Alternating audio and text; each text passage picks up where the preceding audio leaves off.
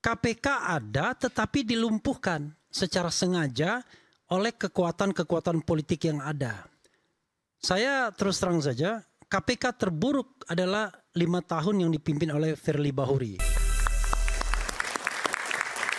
Baik, kita sampai pada sesi terakhir Rakyat Bersuara. Saya berikan kesempatan closing statement, perintah penutup pada Pak Komisaris Jenderal Polisi Purnawirawan Ugro Seno. Silakan Pak Ugro. Baik, terima kasih Mas Saiman. Jadi kita semuanya pasti ingin KPK itu kuat, ya, besar, dan lebih kuat daripada aparat penegak hukum lainnya. Makanya saya bagaimana kita bisa menciptakan KPK yang benar-benar bisa berlandaskan hukum acara pidana yang ada. Jadi kembali lagi seperti zaman dulu, sebelum saya pensiun dulu saya ke KPK, saya mendengarkan cerita bagaimana KPK bertugas itu, dia melakukan suatu penelitian sebelum melakukan penyelidikan atau penyidikan. Itu tidak menyentuh apapun, sehingga gerakannya seperti hantu. Atau ada orang yang mau korupsi, ada KPK di sebelahnya. Ini yang harus diciptakan. Jadi mudah-mudahan rekan-rekan di KPK nanti hilangkanlah tindakan-tindakan berkaitan dengan penyidikan, misalnya undangan klarifikasi, Saya cari di KUHP dari pasal 1 sampai 200 sekian tidak pernah ketemu itu namanya undangan klarifikasi. Ya, yang ada undangan ibu-ibu RT RW itu ada untuk arisan. Ya, jadi marwah KPK kita kembalikan lagi, ya kan, supaya benar-benar orang kalau melihat KPK itu belum berbuat saja sudah, jangan-jangan ada KPK. Pimpinannya baru, dewasnya baru, harapannya juga baru. Ya, harapan saya kepada dewasnya juga berperan seperti itu. Ya, kalau katakan salah ya salah, katakan benar ya benar, itu saja. Terima kasih. Baik, terima kasih. Kita berikan tangan untuk Pak Ugro. Bung Refli, silakan. Iya, terlepas dari kasus Harun Masiku ya, saya kira kita harus kembali kepada cita-cita awal ya, berdirinya KPK, yaitu harus menjadi trigger mechanism dalam pemberantasan korupsi. Tidak mungkin KPK itu menghandle semua kasus, karena itu dia harus memilih kasus yang benar-benar terkait dengan penggunaan otoritas kekuasaan. Makanya saya katakan harusnya kasus-kasus yang mentok, ada konflik of interest-nya, dilindungi oleh kekuasaan dan lain sebagainya, itulah yang harus diselesaikan oleh KPK. Terutama yang menyebabkan kerugian negara yang begitu besar. Macam-macam kasus kan, kasus timah dan lain sebagainya. Tetapi saya menganggap paradigma berdirinya KPK itu sudah kabur, sudah melenceng. Jadi seolah-olah sekarang ini ada kesan bahwa KPK itu ingin disejajarkan dengan penegak hukum lainnya, yaitu polisi, kejaksaan, KPK. Kalau polisi dan kejaksaan sudah menjalankan pekerjaannya secara baik dalam hal pemberantasan korupsi, maka KPK kan nggak perlu lagi. Kan dia hanya sementara sebagai trigger mechanism. Nah, tetapi karena korupsi kita itu masih skala tinggi, indeks persepsi korupsi kita angkanya nggak naik-naik, ya, masih di tataran sebagai negeri yang korup begitu, maka KPK masih dibutuhkan. Hanya sekarang ini KPK ada tetapi dilumpuhkan secara sengaja oleh kekuatan-kekuatan politik yang ada. Saya terus terang saja, KPK terburuk adalah 5 tahun yang dipimpin oleh Firly Bahuri. Sudah 5 tahun kan, sudah ditambah oleh Mahkamah Konstitusi. Nah sekarang terus terang saya tidak terlalu pesimis, tidak terlalu optimis, bahkan pesimis sekarang. Terus terang saja Pak, karena akhirnya polisi kembali yang menjadi ketua KPK. Lalu kalau misalnya polisi yang notabene dia pensiun nggak ya? Kayaknya nggak pensiun. Masih notabene di bawah kekuasaan Kapolri, nggak mungkin independen dia. Nggak mungkin dia bisa mentorpedo korupsi-korupsi yang melibatkan aparat penegak hukum. Padahal KPK yang paling powerful harusnya bisa mentorpedo kegiatan korupsi atau korupsi yang dilakukan oleh para penegak hukum. Kan nggak polisi aja, ada jaksa juga di pimpinan KPK, ada hakim juga, betul ya? Iya, tetapi kan kita bisa bayangkan akhirnya yang terjadi adalah KPK yang kita harapkan memberikan supervisi itu malah jadi underdog dia. Iya kan? Pimpinan KPK sekarang berhadapan dengan jaksa agung, berhadapan dengan Kapolri tidak lebih berwibawa sekarang. Dianggap sebagai ya orang-orang LSM yang kebetulan terpilih jadi pimpinan KPK, orang-orang perguruan tinggi yang tidak punya track record dan lain sebagainya. Orang kemudian akhirnya underestimate.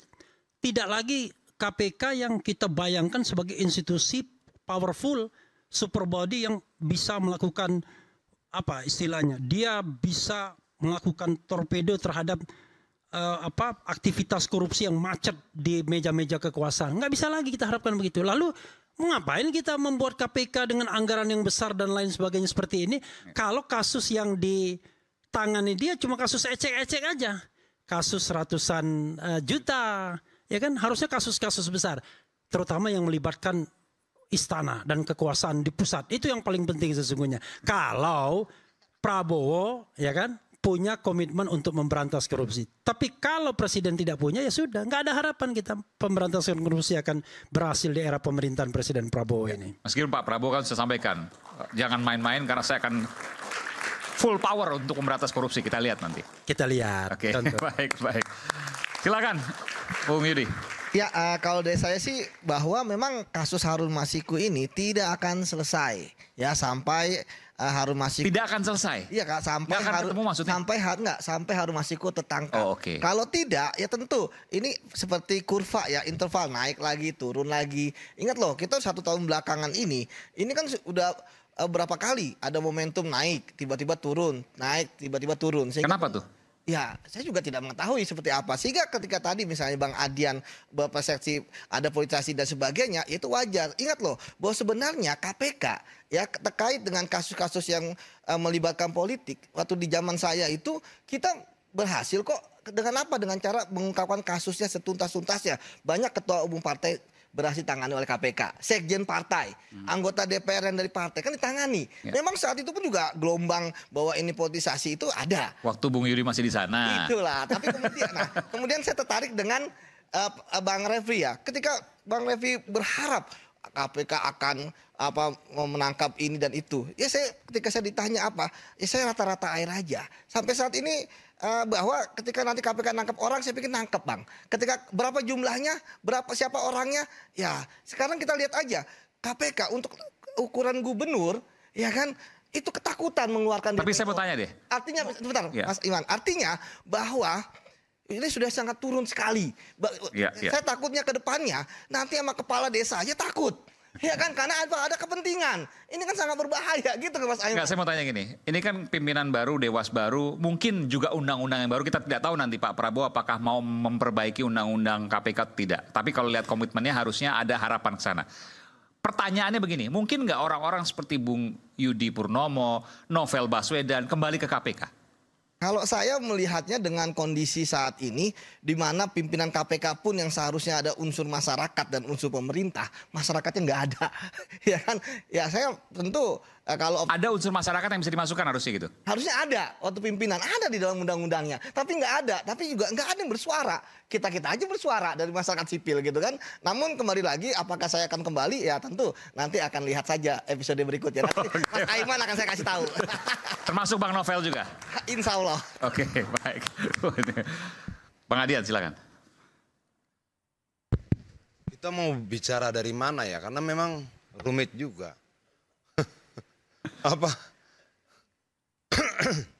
Waktu memperjuangkan pemberantasan korupsi sampai terbentuknya di KPK, ya gue dipukulin. Waktu memperjuangkan agar polisi terpisah dari ABRI, ya gue dipukulin. Waktu memperjuangkan kebebasan pers, waktu Tempo di Bredel, prioritas di Bredel, segala macam, kita diinjak-injak di Monas. Tapi ketika kemudian semuanya sudah menjadi kuat dan mandiri, kita juga digebugin. Gitu loh. Jadi selama-lama gue berpikir, yang kita perjuangkan ini apa gitu loh. Nah tapi dalam konteks ini ada hal menarik. Saya coba seobjektif mungkin begini ya. Saya bisa nggak setuju sama Pak Prabowo terkait pilkada di DPRD? Boleh. Tapi dalam konteks pernyataan Yusril terakhir ini menarik. Dia mau membentuk lembaga tunggal pemberantasan korupsi. Apakah itu polisi, apakah itu kejaksaan, apakah itu KPK, kita nggak tahu. Tapi memang lucu KPK ini isinya siapa? Polisi. Siapa lagi? Jaksa. Jaksa. Hakim. Siapa lagi? Hakim. Oke. Di KPK itu semuanya ada. Oke. Lalu polisinya boleh nggak melakukan penyidikan korupsi? Lembaga kepolisiannya? Boleh. Kejaksaannya boleh nggak? Boleh. Jadi kalau dulu kenapa kita minta dipisahkan TNI dan Polri? Agar ada pemisahan kekuasaan. Ada yang berkuasa dalam konteks pengamanan, ada yang berkuasa dalam konteks pertahanan. Nah sekarang apa nggak carut marut ketika semua ada 3 lembaga yang bisa melakukan tindakan yang sama. Pembagian dan pemisahan kekuasaannya di mana? Nah tiba-tiba menterinya Pak Prabowo ini melemparkan ide itu gitu loh. Oh jangan-jangan ini sesuatu yang perlu kita kaji. Jangan-jangan akar masalahnya kemudian satu orang Senin dipanggil polisi, Selasa dipanggil KPK, Rabu dipanggil kejaksaan. Mati dia. Karena 3-3-nya bisa manggil. Itu loh. Nah kalau begitu, kalau kita bicara konteks dasar dari trias politika adalah pemisahan kekuasaan, bisa nggak dipisahkan? Nah ada apa? Saya pengen ngobrol sama Pak Yusril sebenarnya. Idemu itu apa? Sehingga melahirkan itu. Apakah kita punya kekhawatiran yang sama atau tidak? Oke. Nah, artinya bahwa kalau kemudian gagasan-gagasan segar seperti yang disampaikan oleh pemerintahan Prabowo ini, sepertinya dia ingin melepaskan dirinya dari keterikatan terhadap kekuasaan manapun. Kekuasaan masa lalu dan sebagainya, dia mau lepas. Oke, kenapa? Itu produk masa lalu di mana masing-masing institusi yang sama-sama ada dalam KPK juga bisa melakukan penyidikan korupsi. Dia mau sesuatu yang baru. Mudah-mudahan ini menjadi awal untuk kita memperbaiki tatanan pemberantasan korupsi kita. Sehingga tidak kemudian orang menjadi langganan dipanggil, melelahkan. Sudah dipanggil, dipublikasikan, belum tentu terbukti, udah rusak namanya. Sudah ribut dengan istrinya, sudah berantem dengan keluarganya. Apalagi kemudian bisa nggak kemudian kita periksa setiap latar belakang orang yang kita tuduh. Bagaimana Harun Masiku dengan keluarga yang tinggal di rumah kreditan BTN di Sulawesi Selatan kalau tidak salah ya. Iya. Iya. Ya mungkin karena tuduhan-tuduhan itu ya cerai. Gitu loh. Nah pembuktiannya belum, perceraiannya sudah. Kita bertanggung jawab nggak sih? Gitu loh. Yang kayak begini kan harus kemudian kita kaji. Nah saya berharap ada perubahan bagaimana pemberantasan korupsi yang lebih fokus. Seperti yang dibilang Bang Refli tadi. Pada kasus-kasus yang memang perlu. Dulu kalau tidak salah KPK pernah menangkap orang yang dituduh korupsi 2 juta rupiah. Coba periksa. 2 juta rupiah. Pernah Bang ya?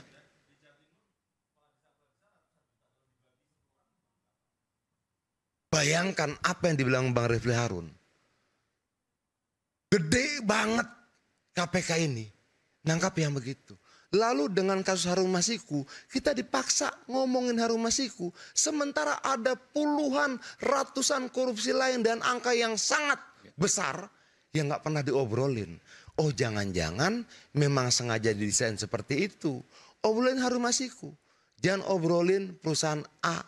Jangan obrolin perusahaan B. Jangan obrolin pejabat A. Jangan obrolin pejabat B. Cukup obrolin Harun Masiku.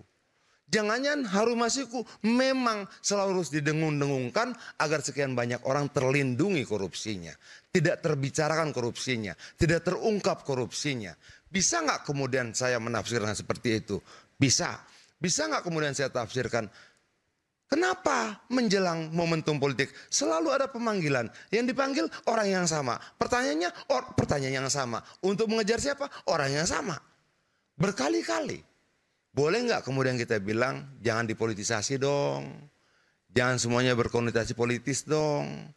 Jangan dong mau mengalahkan kita di pemilu kalian panggil lagi. Mau mengugurkan suara pemilih kita di pilkada kalian panggil lagi. Mau ini kalian panggil lagi. Jangan dong. Yuk kita pisahkan hukum ya hukum. Politik ya politik. Jangan kemudian hukum dipakai untuk kepentingan politik.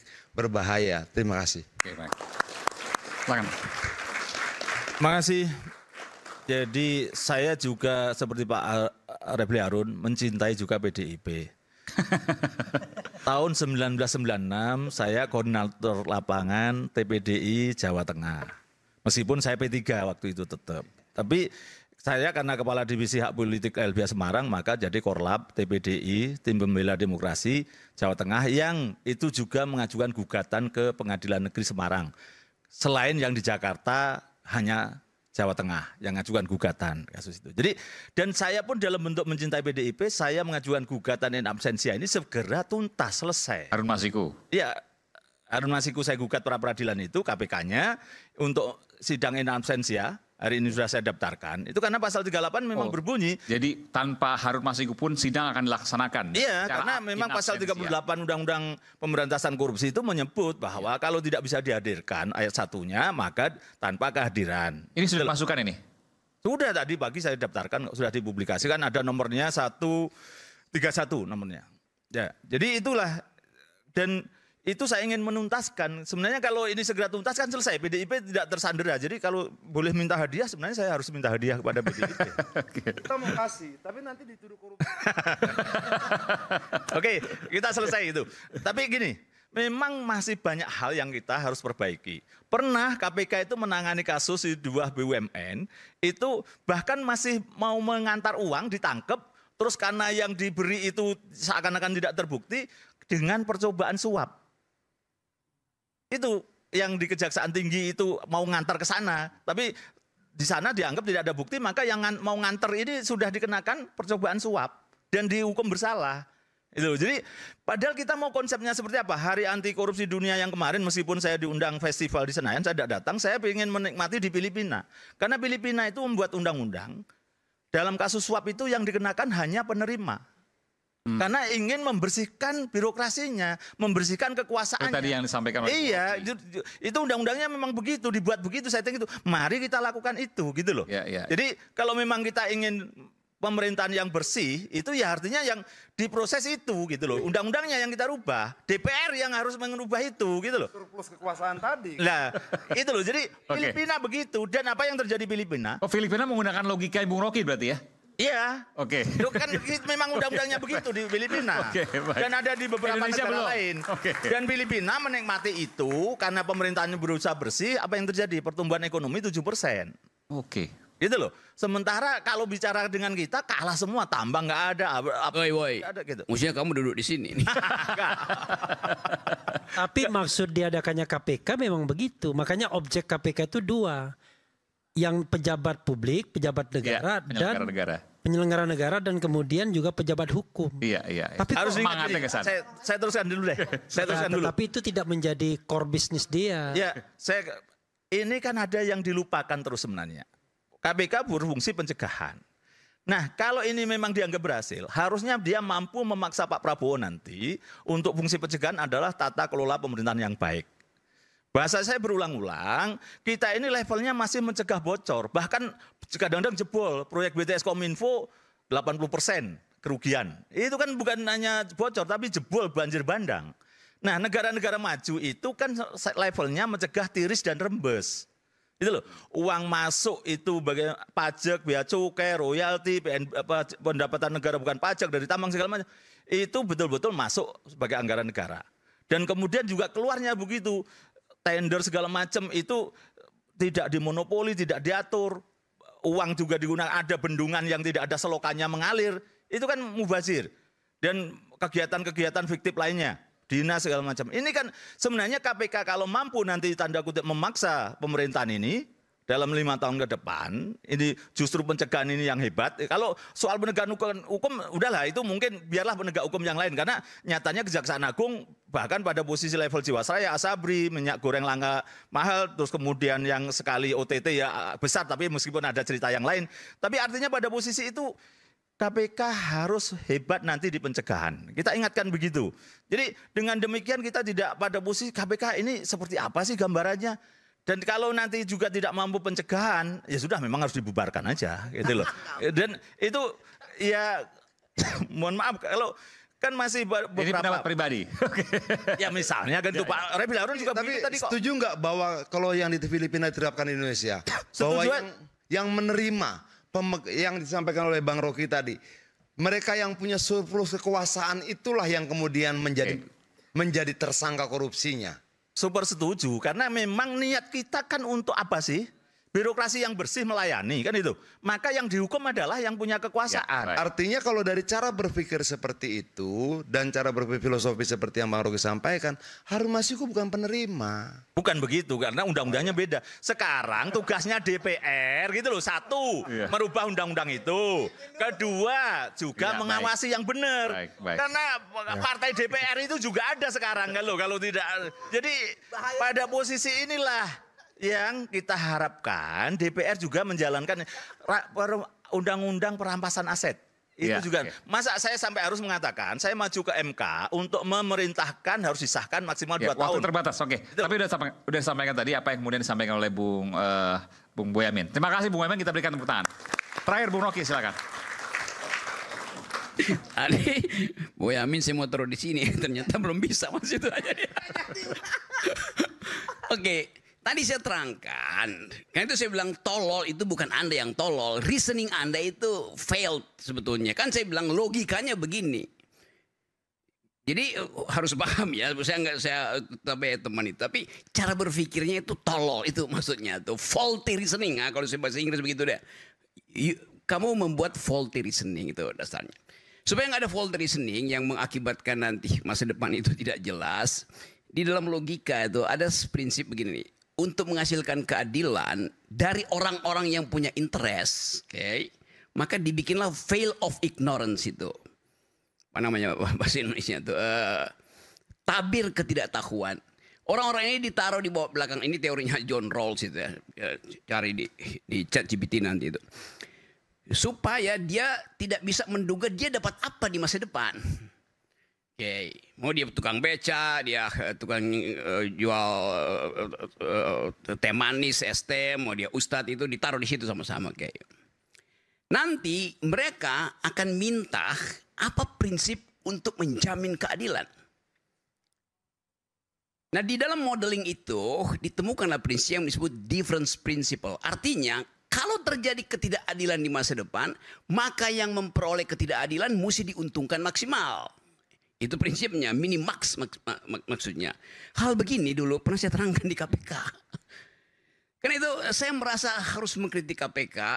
Di awal itu saya mondar-mandir satu Indonesia membantu pendidikan anti demokrasi. Anti korupsi. Di KPK itu. Mondar-mandir saya tuh bertemu dengan anak SMA saya ngajar di situ. Jadi saya berhak untuk mengatakan, ya kenapa KPK yang saya bayangkan tadi jadi mega, sekarang jadi mini gitu. Jadi itu masalahnya tuh. KPK mini, PDIP mega. Terima kasih. Oke. Baik, misteri pelarian Harun Masiku akan berujung kemana? Sebuah tanya yang jawabannya begitu dinantikan. KPK harus tunjukkan kerja ekstra bukan demi citra, apalagi politisasi semata. Keadilan hukum harus berdiri tegak. Jika tidak, tak akan dipercaya halayak. Saya Aiman Wicaksono, sampai jumpa di Rakyat Bersuara berikutnya. Salam. Terima kasih, Jenderal.